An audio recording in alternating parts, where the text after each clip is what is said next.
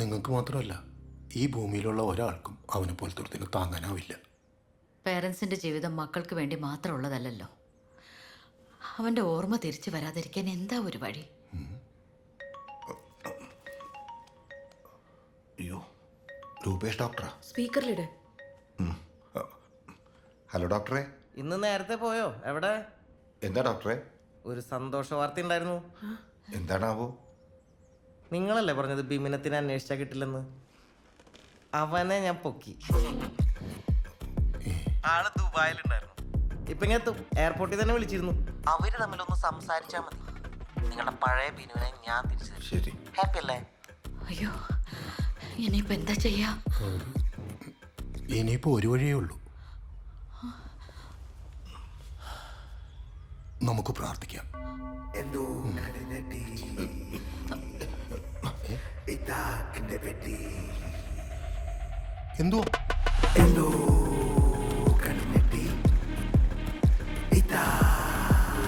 ഈ മരുന്ന് കണ്ടുപിടിച്ച് കഴിഞ്ഞാൽ പിന്നെ ഞാൻ വേറെ ലെവലാണ്.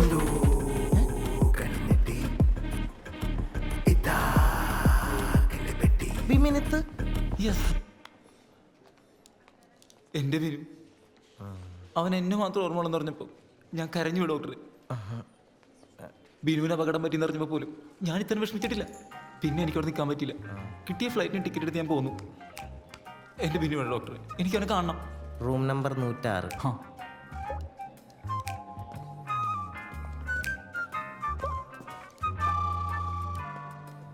ഡോക്ടറെ, ഈ ഫ്ലൈറ്റിൻ്റെ പൈസ കിട്ടിയായിരിക്കും അല്ലേ? അല്ല, ഡോക്ടറിന് രാവിലെ വിളിച്ച് പെട്ടെന്ന് വരാൻ പറഞ്ഞ കാരണം ഞാൻ ബിസിനസ് ക്ലാസ് ടിക്കറ്റ് എടുത്ത് തന്നിട്ടുള്ളേ. അത് മോശമല്ലേ? കുറച്ച് മോശമാണ്. വേണ്ട, ഡോക്ടർ ചോദിക്കണ്ട, ഞാൻ ചോദിച്ചോളാം.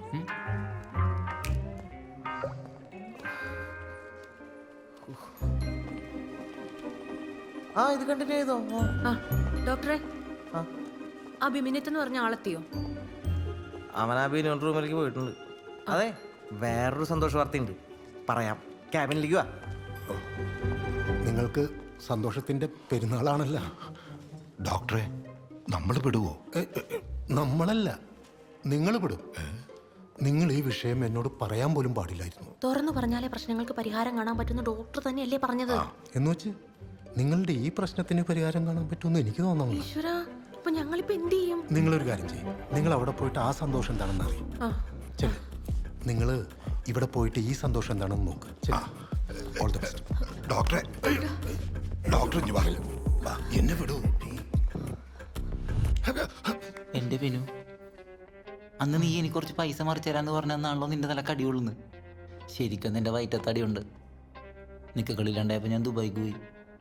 ആട് ജീവിതം ഒന്നുമല്ല ബിനു, പട്ടി ജീവിതം. എൻ്റെ പട്ടി ജീവിതം. ആള് ഫിസിക്കലി ഓക്കെയാണ്. ഇനിയിപ്പോൾ അവിടെ ഇങ്ങനെ കിടത്തേണ്ട കാര്യമുണ്ടോ? ഡിസ്ചാർജ് ചെയ്യുന്നതല്ലേ നല്ലത്. അയ്യോ, അതല്ല, ഇവിടെയാണെങ്കിൽ നമ്മളെല്ലാവരും സേഫാ. സേഫ് ആയിരുന്നിട്ട് എന്താ കാര്യം? ബിനു ഇമ്പ്രൂവ് ആവണ്ടേ? ആ, നീ എനിക്ക് ആ പൈസ ഒന്ന് സംഘടിപ്പിച്ചു തരണം, പ്ലീസ്.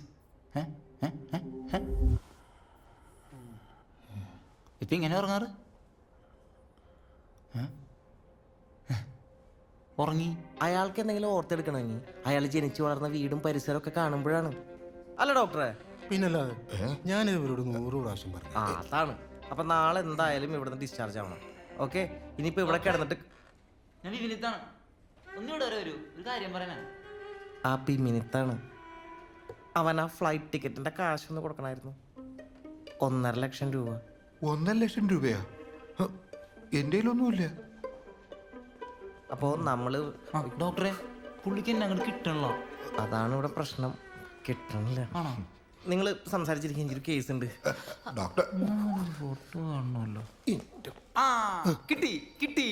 ഈ ഒരൊറ്റ ഫോട്ടോ കാണിച്ചു കൊടുത്താൽ മതി. ബിനുവിന് കംപ്ലീറ്റ് കാര്യങ്ങളും കൃത്യമായിട്ട് ഓർമ്മ വരും. എന്തെങ്കിലും കൊടുത്ത് ഒഴിവാക്കാം. മോനെ, എവിടെ? ഈ ഫോട്ടോ എനിക്ക് അയച്ചു തരണേ, ഞാൻ ബിനുവിന് അയച്ചു കൊടുത്തോളാം. പിന്നെ മോൻ്റെ എയർ ടിക്കറ്റ് ഇല്ലേ, അതിൻ്റെ കാശ് ഞാൻ തരാം. തരൂ? ഓ, പിന്നെ ജിപേ ചെയ്ത് തരാം. സത്യം പറയാലോ, ബിനു മാത്രമല്ല, നിങ്ങളുടെ കുടുംബം മുഴുവൻ എക്സ്ട്രാ ഡീസൻ്റ്.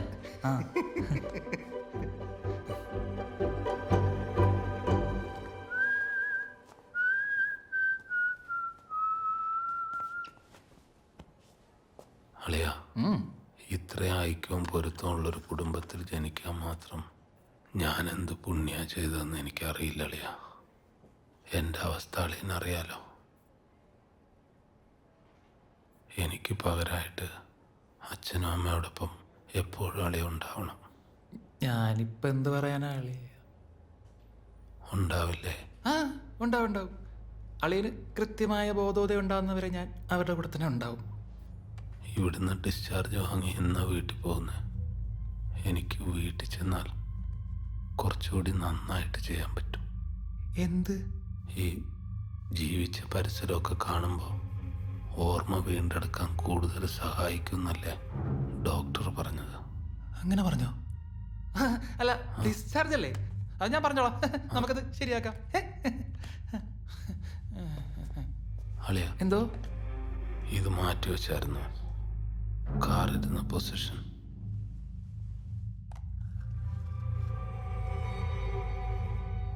ഇങ്ങനെയല്ലായിരുന്നു.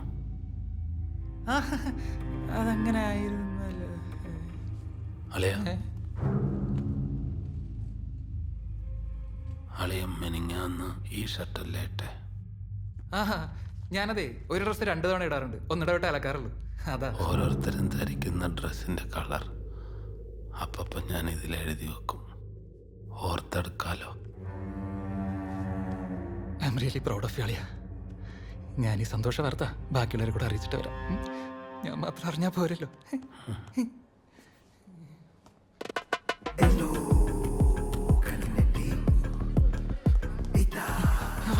അങ്ങോട്ട് കൊണ്ടാവും. മിക്കി എവിടെയും തുറന്നിരിക്കാൻ നിന്റെ ഫുൾ ഡീറ്റെയിൽസ് ആഡ് ചെയ്യും.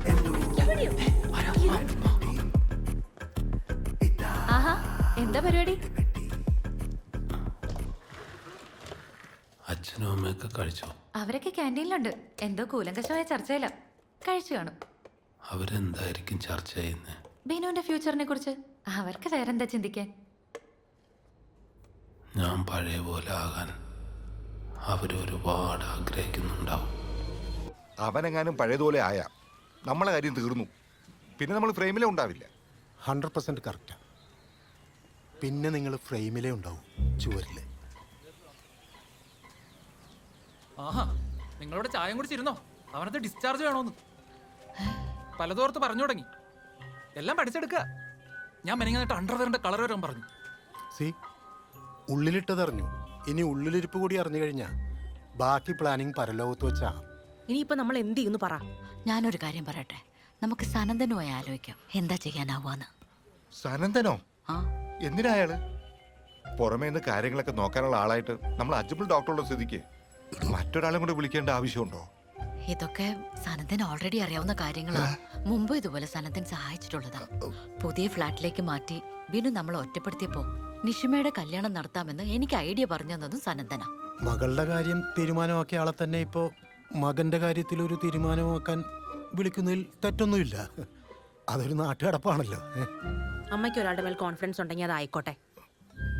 ഒറ്റപ്പെട്ടെന്നുള്ള അമ്മയുടെ തോന്നലാണ് എനിക്കിപ്പോൾ എല്ലാത്തിനേക്കാളും വലിയ പ്രശ്നം അല്ലേ? ഒറ്റപ്പെടുന്ന ഞാനുണ്ടല്ലോ. നിങ്ങളുണ്ടായിക്കോട്ടെ, കൂടെ വേറെ ആളും.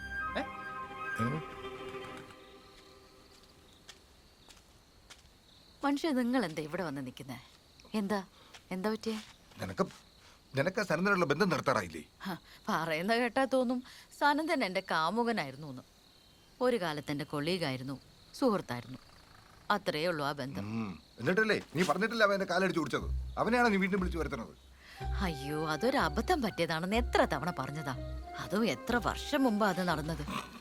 എന്നിട്ട് ഇപ്പോഴും അത്യാവശ്യ ഘട്ടത്തിൽ നമ്മൾ പ്ലംബറിയോ ഇലക്ട്രീഷ്യനെയോ വിളിക്കാറില്ലേ? സനന്ദനെ അങ്ങനെ കണ്ടാ മതി.